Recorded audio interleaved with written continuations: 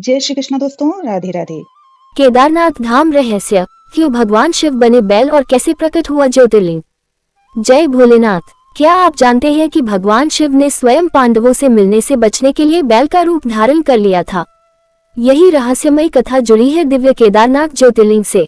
आज हम आपको सुनाने जा रहे हैं वह अद्भुत प्रसंग जिसमें छिपे हैं आस्था, भक्ति और चमत्कार के गहरे रहस्य। तो बने रहिए हमारे साथ और जानिए केदारनाथ धाम की अद्भुत पौराणिक गाथा।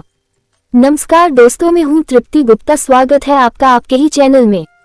आज की हमारी यह जानकारी आपके लिए महत्वपूर्ण होने वाली है, इसलिए आप हमारे साथ वीडियो के अंत तक बने रहे। तो आइए लेते हैं इन सभी विषयों पर विस्तृत जानकारी। 12 ज्योतिर्लिंगों में सबसे विशिष्ट केदारनाथ धाम की कथा अत्यंत रोचक और श्रद्धा से भरी हुई है। कहा जाता है कि इस प्राचीन शिव मंदिर का निर्माण पांडवों ने करवाया था। धार्मिक ग्रंथों के अनुसार केदार का अर्थ है महेश यानी भैंसे का पिछला भाग, और यही वह स्थान है जहां भगवान शिव धरती में लीन हो गए थे। भारत के सबसे प्रसिद्ध आध्यात्मिक और सांस्कृतिक केंद्रों में से एक केदारनाथ अपनी लोकप्रियता जितना ही रहस्यमय इतिहास भी रखता है। समुद्र तल से लगभग 11,000 फीट की ऊंचाई पर बसी यह घाटी अद्भुत प्राकृतिक सौंदर्य से भरपूर है और दुनिया भर से लोगों को आकर्षित करती है। हिमालय की बर्फ से ढकी ऊंची चोटियों के बीच स्थित केदारनाथ मंदिर इस घाटी का मुख्य आकर्षण है। हिंदू धर्म में केदारनाथ मंदिर का विशेष महत्व है। यह मंदिर हजारों वर्षों से पूजनीय रहा है, कई किंवदंतियों, कथाओं और चमत्कारों से जुड़ा हुआ है। पांडवों की भक्ति और केदारनाथ ज्योतिर्लिंग की कथा। 12 ज्योतिर्लिंगों में सबसे विशिष्ट केदारनाथ धाम की कथा अत्यंत रोचक और श्रद्धा से भरी हुई है। कहा जाता है कि इस प्राचीन शिव मंदिर का निर्माण पांडवों ने करवाया था। धार्मिक ग्रंथों के अनुसार केदार का अर्थ है महेश यानी भैंसे का पिछला भाग, और यही वह स्थान है जहां भगवान शिव धरती में लीन हो गए थे। ऐसी मान्यताएं हैं कि जब महाभारत का युद्ध समाप्त हुआ तब पांडवों ने अपने ही रिश्तेदारों और भाई बंधुओं की मृत्यु का दुख और पाप महसूस किया। वे भगवान शिव से क्षमा मांगने और अपने कर्मों का प्रायश्चित करने के लिए शिव के दर्शन करना चाहते थे। लेकिन युद्ध के विनाश को देखकर भगवान शिव उनसे रुष्ट हो गए और दर्शन नहीं देना चाहते थे। पांडवों ने हार नहीं मानी और शिव की खोज में हिमालय की ओर यात्रा शुरू की। इसी दौरान भगवान शिव ने बैल का रूप धारण कर लिया और अन्य पशुओं के साथ जा मिले। लेकिन पांडवों को संदेह हो गया। तब भीम ने विशाल रूप धारण करके 2 पहाड़ों पर अपने पैर फैला दिए, जिससे सभी पशु निकल जाएं और शिव रूपी बैल पहचान में आ जाए। सभी पशु निकल गए, पर वह विशेष बैल जो वास्तव में शिव थे जाने को तैयार नहीं हुआ। भीम ने जैसे ही उस बैल को पकड़ना चाहा, वह धरती में समाने लगा। तभी भीम ने उसकी त्रिकोणाकार पीठ का भाग पकड़ लिया।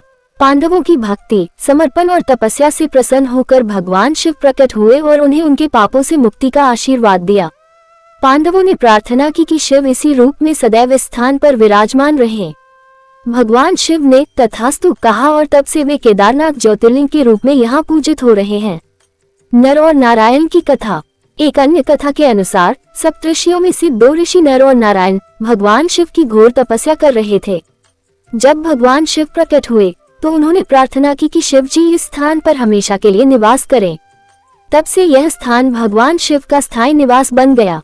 केदारनाथ मंदिर का इतिहास। केदारनाथ मंदिर का इतिहास प्रागैतिहासिक काल से जुड़ा हुआ माना जाता है। कहा जाता है कि इसका निर्माण मूल रूप से पांडवों द्वारा किया गया था।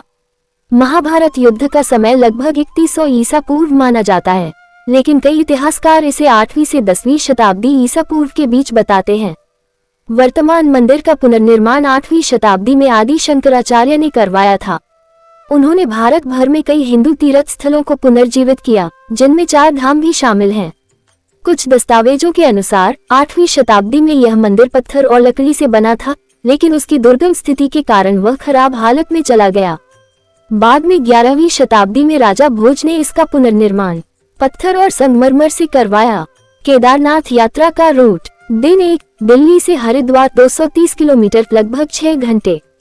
दिल्ली से ट्रेन या फ्लाइट द्वारा आप हरिद्वार पहुंच सकते हैं।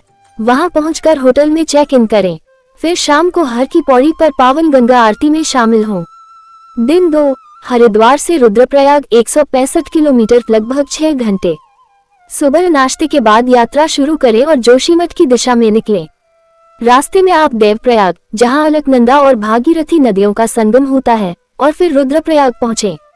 रात का विश्राम रुद्रप्रयाग के किसी होटल में करें। दिन 3, रुद्रप्रयाग से केदारनाथ 75 किलोमीटर ड्राइव जोड़ 14 किलोमीटर ट्रैक। सुबह जल्दी गौरीकुंड के लिए प्रस्थान करें। यहाँ से लगभग 14 किलोमीटर का ट्रैक पैदल, घोड़े खच्चर या डोली से शुरू करें। शाम तक केदारनाथ मंदिर पहुँचे और वहाँ की शाम की आरती में भाग लें। रात्रि विश्राम केदारनाथ में करें। दिन 4, केदारनाथ से रुद्रप्रयाग वापसी 75 किलोमीटर लगभग 3 घंटे। सुबह भगवान केदारनाथ जी के दर्शन करें और फिर ट्रैक करते हुए गौरीकुंड लौटें।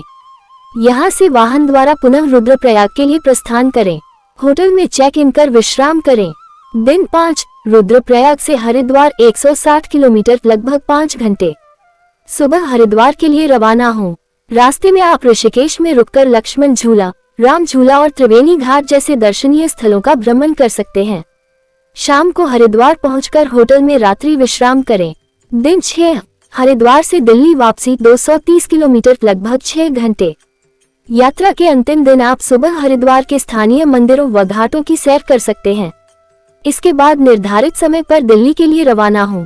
दोस्तों, केदारनाथ ज्योतिर्लिंग की यह अद्भुत कथा हमें सिखाती है कि सच्चे भक्ति भाव से भगवान अवश्य प्रसन्न होते हैं।